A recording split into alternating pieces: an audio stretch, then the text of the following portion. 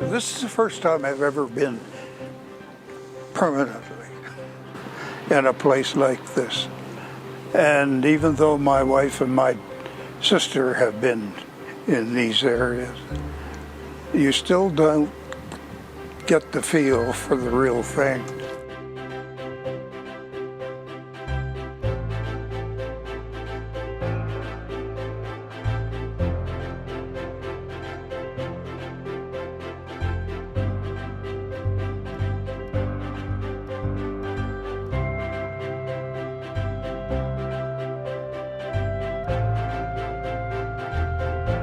One of the things that you will note in places like this is that a lot of the elderly people are sitting around, looking around, or strolling around, and don't seem to be anchored to anything.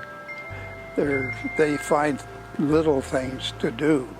Now, they do a lot in here to make that impossible, with things to do practically every evening of the week and during the daytime. But still, people are looking for something to do, and this particular contest, if you want to call it, I thought was ideal for elderly people who had worked all their lives and I think enjoy the opportunity to sit down and go through in their minds, and with the help of whatever papers or whatever they have, remember what used to be. I'm here to tell you it helps. And the whole thing was, I thought, well thought out. And I had no thought of getting into it. But I have two daughters. I told about it, and they said, well, Dad, we're going to put you in there.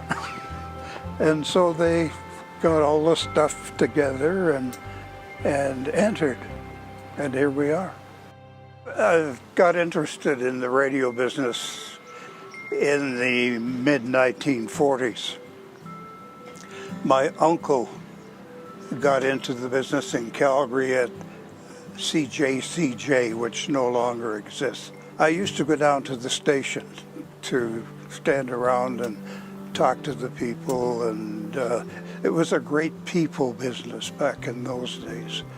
I remember vividly the standing in front of the boss's desk, and he said to me, "What are you going to call yourself?"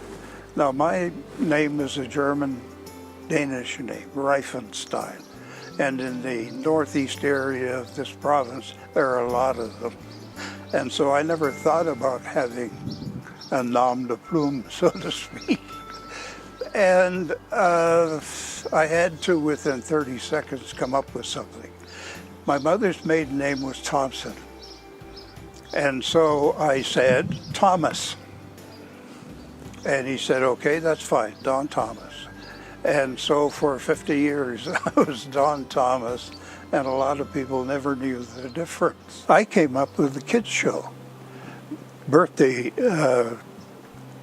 greetings to kids whose parents wrote in. And I had an advantage, it turned out. I could bark like a dog. And so I became Uncle Don and Skippy. And I would read the birthdays and tell all the kids how great it was and all kinds of that. And then I'd say, come on, Skippy, say happy birthday to whoever it was. And I don't know if I can still do it or not, but I'll do it. Yeah, I think you still got it. That's Skippy. Anyway, that created a problem, because after a while, Skippy became more popular than I did. And all the youngsters wanted to come down to the station to see Skippy. So we had to get Skippy out of there on a regular basis. Went from Uncle Don and Skippy being music director, program director, president, or general manager. if they're really interested enough to dig into it, see what's in it, what makes it run, and then follow through with it, they can go to the top as far as I'm concerned, because that's my history. I remember the one with Walt Disney because I had two of my daughters with me, and he got into the old Lincoln. Well, Walt got into that thing a little quickly, and I had to run over and wave at him, and he called the car to a stop, and over the back of the car I interviewed Walt Disney, and he was a terrific guy.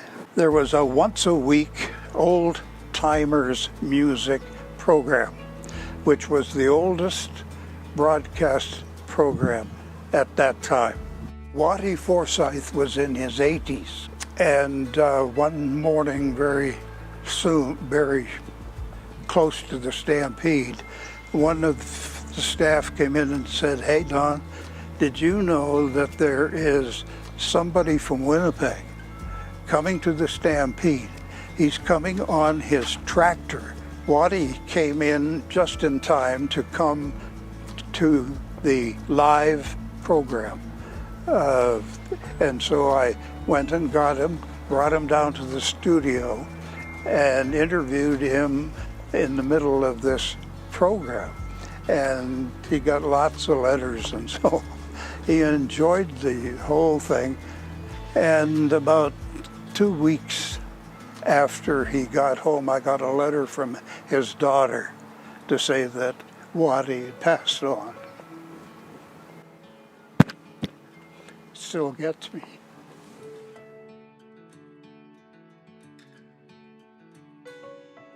It's just a case of looking for opportunities, not relying on somebody else to do it. If it's worth doing, it's worth doing, and doing well, as the old saying says. And I think that's really the story of my career. And like I say, I'd recommend it to anybody.